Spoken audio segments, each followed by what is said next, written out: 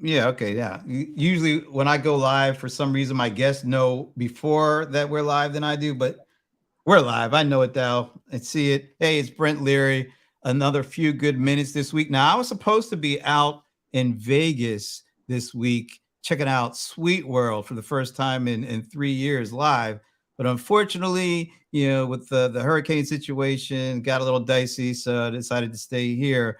But I am really happy and excited to have the EVP and founder of NetSuite, Evan Goldberg, join me. Evan, thank you for joining me today, man. So glad to be here virtually. Would have been better live, but we'll, as I said, we'll be here next year, and we'll keep the place warm for you. It'll be very warm. Yeah. Well, you don't have to be too warm, but I get it. So, all right. You guys did virtual 2020. You started back with the conference last year. I guess opened the door a little bit. What's this year like? Are we getting closer and closer to kind of full speed ahead again? Yeah. Well, in fact, our theme of our conference is full suite ahead. So apparently we think so. Yeah, for sure. If it has all the energy of pre-pandemic, fantastic attendance, and people seem very energized. I mean, obviously there's a ton going on out in the world, and businesses are having to navigate, things that no one likes to necessarily have to navigate, but there's still so much energy. Startups always have such an optimistic attitude about the world. I mean, that's why they do it. They take a leap of faith initially, and they kind of maintain that optimism through their life cycle. All right. So this is the third year in a row that we've done this virtual dance. So 2020, 2021, and now today, I have a clip from me asking you a question about the environment, the business environment. And it was last year, but I have to set this up because I asked you this question 2 years ago. Then I asked it again last year. All right. I'm going to play your answers. And then, of course, you know what's coming next. I got to ask you about what's going on this year.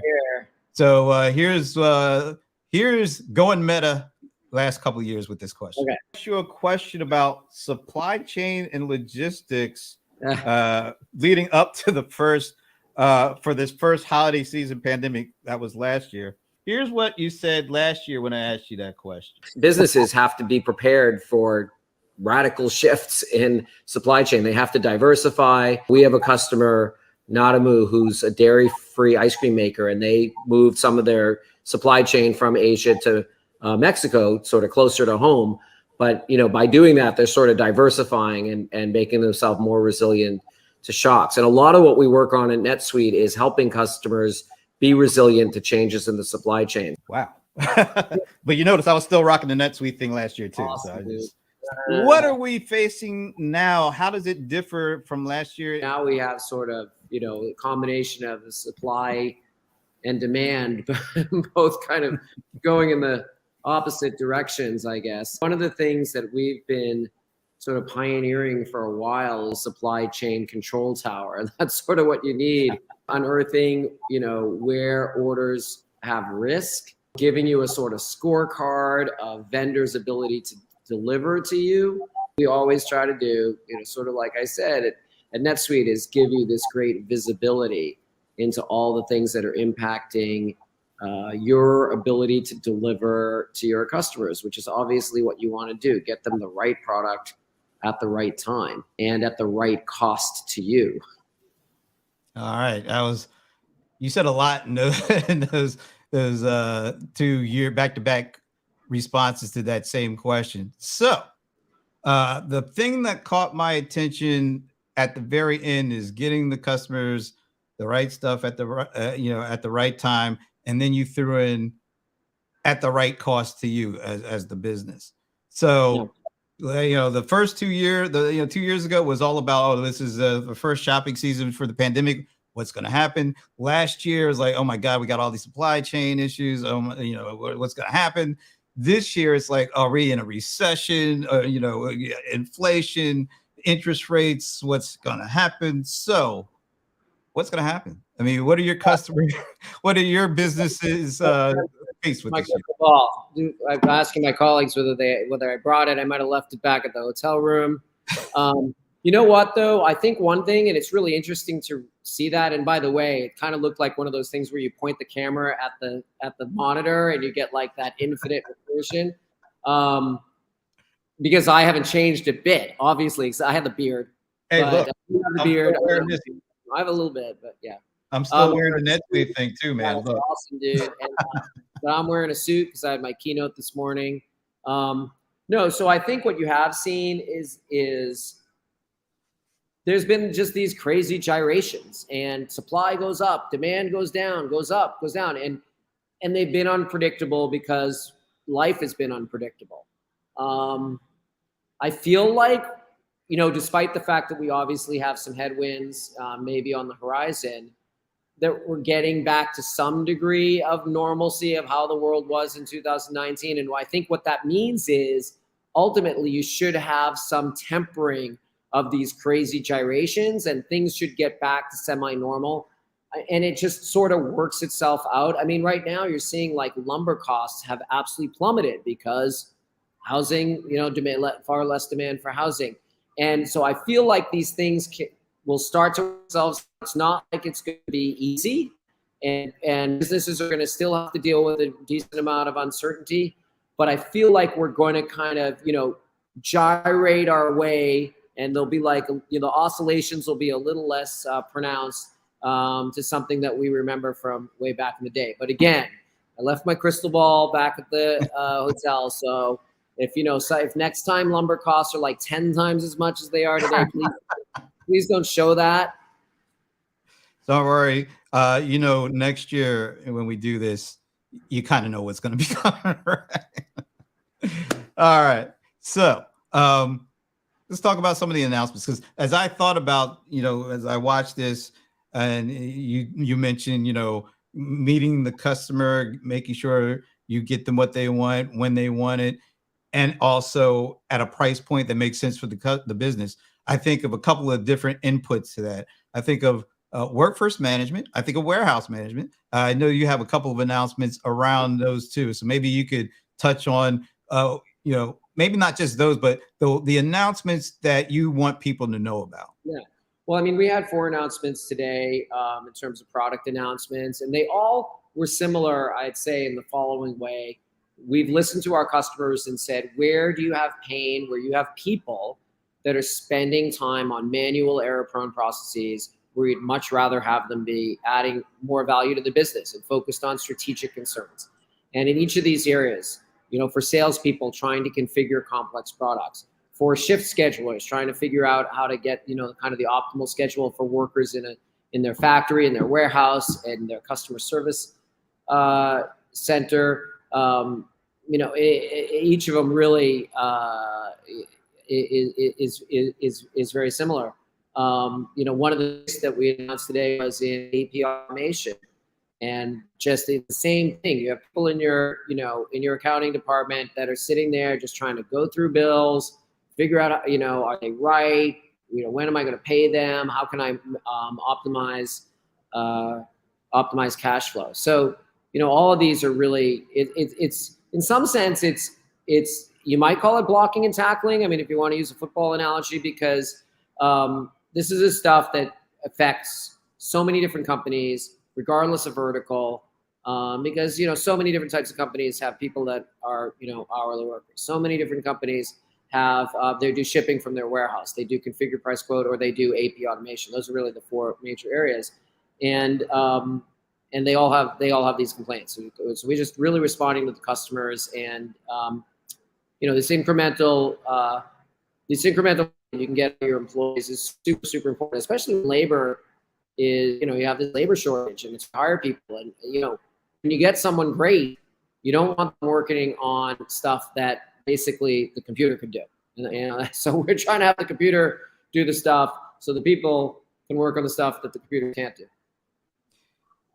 When you think of the kind of the economic uncertainty, you know, the specter of a recession, inflation just won't go away.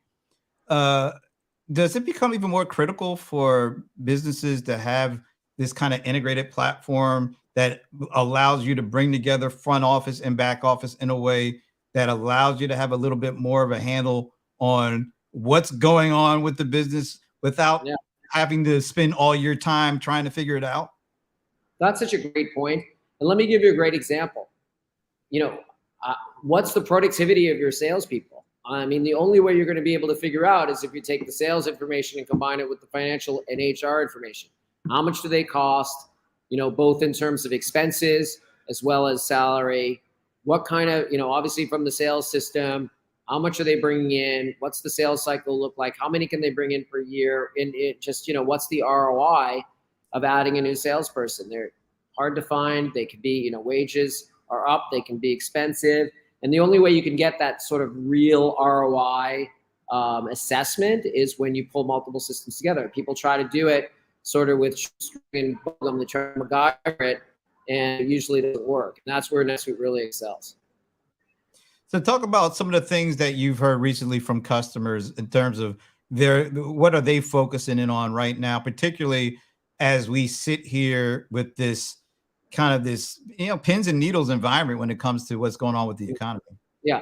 Well, I mean, I think, as I said before, fast-growing businesses are always optimistic and they're always focused on growth. I don't care what's happening in the world. I mean, the aliens could be invading and they'd be like, where's my next sale coming from? And, maybe I can sell to the aliens. So, there always is that optimism. And still, asking, how do I find my next customer? How do I make sure I deliver a great product to them so they go and tell two friends and so on? But certainly there's a little trepidation out there. I just got to batten down the hatches a little bit. I think I don't want to be caught unawares if this big storm comes. And so, that's a time where you just, again, want to kind of focus on some of the places where you could be saving money. And circles right back to these announcements. It's probably why we're getting these kinds of requests from customers. Again, hard to find great people. They're expensive. I want to, I don't know what the future is going to bring. So I want to make sure I've really got my ship running as a smooth running, whatever, use whatever transportation analogy you want. But, I want to make sure that, everybody's doing stuff that's really, really valuable for the business because I don't know how much I'm going to have to kind of, constrain things over the next coming months, quarters, and years. Yeah. I want to put up this, this quote from you from 2 years ago. Yeah. There's not as much of a clean divide between product companies and service companies. Product companies want to deliver some of their goods as subscriptions, and service companies sometimes want to deliver products. Are the lines still blurring, or the way that these operate? Is it hardly any difference now compared to before? No, it's more than ever. And today in my keynote, we talked about this sort of composite company that we came up with based on talking to so many of our 32,000 companies. And this is a company that was delivering a product, delivering an internet service, and delivering like people services, professional services. And we're seeing so much more of that. And which is, hindsight is 2020. In this place, it's good hindsight in that we can look back and say, thank goodness we decided early on at NetSuite that we weren't going to bias ourselves to product companies or service companies or not-for-profits or software companies, that we were going to try to really handle all the needs of all of them. And, the modern company, I think that they come up thinking this way. Obviously our younger entrepreneurs, bring incredible freshness, and it's amazing to see. Talk about, they also talk about, often talk about the digital generation, the digital natives and all that. And I kind of feel like there's the hybrid company natives, these young entrepreneurs that just think that way. They're like, I'm not going to pigeonhole myself as a product person, product company or service company. I'm going to do it all because I know that that's how I can deliver on this great idea I have in the best possible way. And it's great to see these organizations adopt NetSuite and get tons of value out of it. So I can see, just from hearing you, you're extremely passionate about this stuff. And, I'm thinking back to when was NetSuite? When did you found NetSuite? 1999, 1998? All right. So we're talking about 24 years. You're 24 years into this, man. Why do you still have this passion? Why are you still doing this? Well, you kind of like, it's the ultimate, I guess you could say, in job security, but really it's the ultimate in not being able to do another startup, because like if you're interested in business software for fast growing businesses, we kind of do it all. I mean, like everything I look at, I'm like, I mean, not like I'm thinking about starting a company, but I do kind of laugh when I have a good idea. I'm like, well, I mean, it's obviously a feature of NetSuite, so I can't start that company. So, I'm kind of like, put myself in a position where I just have to stick with NetSuite. But it's my baby. We are investing really, really heavily in the next generation of NetSuite, and I'm so excited for you to be here in person. I don't want to undersell what we're doing this year, but every year we have so much good stuff in upcoming NetSuite because we're investing so heavily in the technology, next generation business user experience to make it for these entrepreneurs. They now come from the world of TikTok and all these great tools that they're using for marketing and just in their personal lives. They're like, why don't my business systems work like this? And there's all this great AI out there. Why is AI not being applied to my business? So, we're really, really pumped to take some of the great technology advances that people are seeing sort of in their everyday lives, these great user experiences that people have in their personal lives with their technology, and taking it and applying it to business. And the good news is, like all the bad stuff that people talk about, we're not putting any of that in. Only the good stuff. Well, that's a good thing. Yeah, that's really good. Yeah. There won't be any elections will not be in jeopardy from no big lies or anything. All right, gotcha. No. This is true. You don't know your numbers, you don't know your business, so they better be right. There it is. How many years has it been since the Oracle, acquired you guys? About 10 years. So just about 5 years, a little over 5 years. 5 years. Give me your synopsis of 5 years. Is it what you thought it would be, or what? I didn't know what to expect. The biggest surprise for me was Oracle was never known as a company that put a huge amount of effort and energy into user experience. It was more like, we have the best technology, and we sort of dare you to use it. And I don't think Larry Ellison would deny that if he's tuning in today. But they've done a 180-degree flip. I mean, they are like, we are going to make our products the best products to use for everyday users.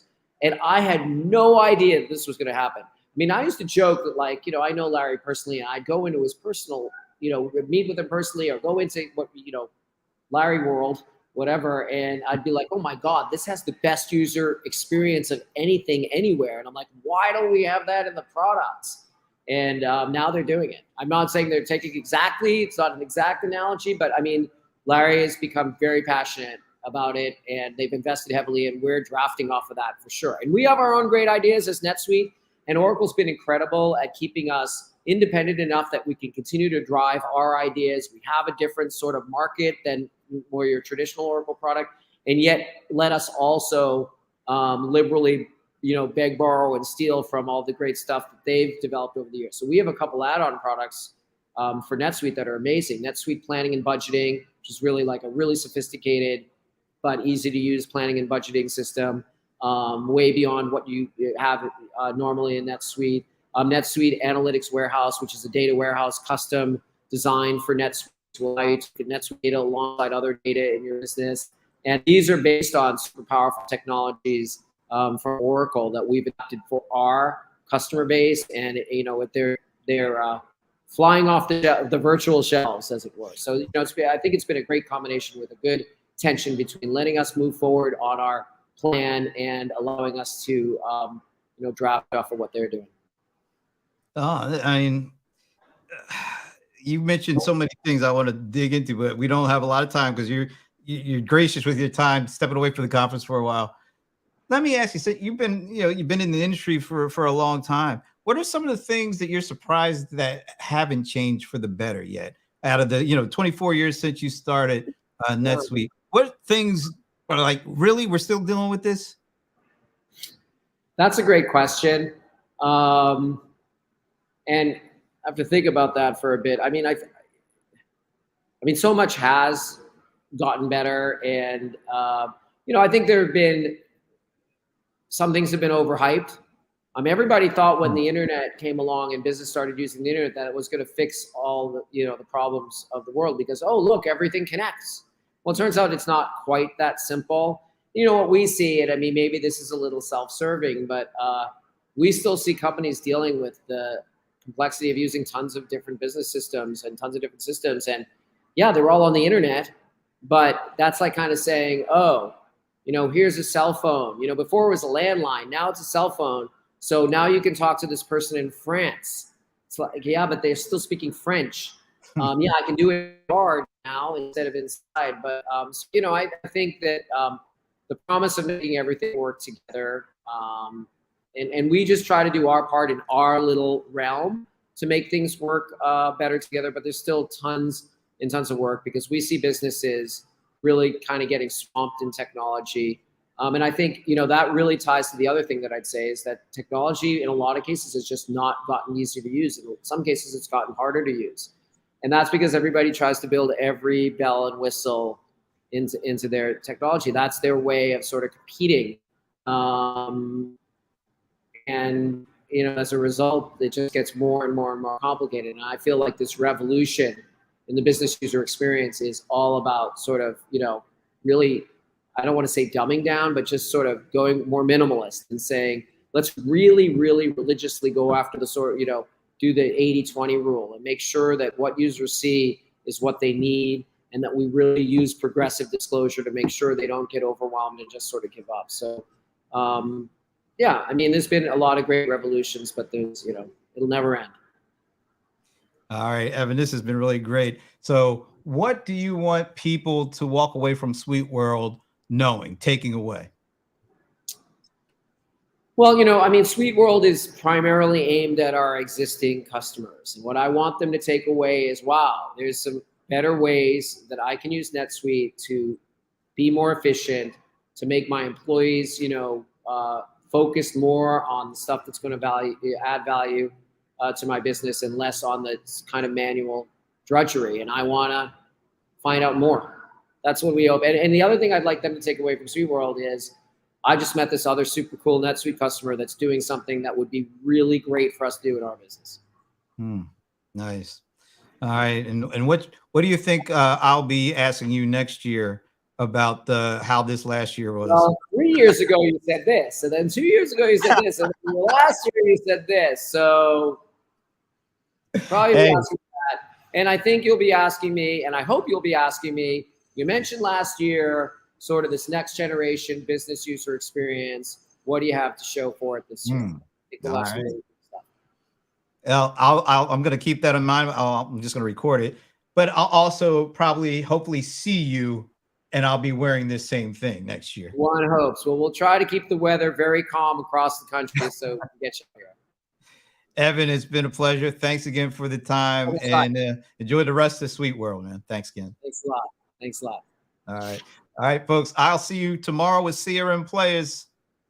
Until then, see ya.